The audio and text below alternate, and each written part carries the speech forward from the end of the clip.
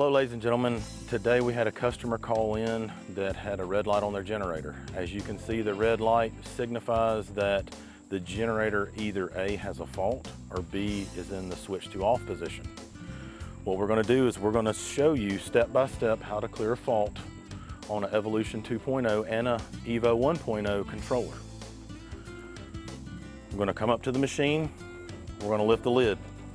When you lift the lid, you'll see that the machine was actually in manual and that we have a flashing red. We will also see that the machine was actually stopping the alarm for overspeed. What we're going to do is we're going to clear the fault. You're going to hit the off button, you're going to hit the enter button, and then you go back to auto. This shows that the fault has been cleared. Doesn't mean you've repaired the unit, but the fault has been cleared. The once red light on the outside is now green. From here, if you were in a power outage situation, the unit would attempt to crank and run for you.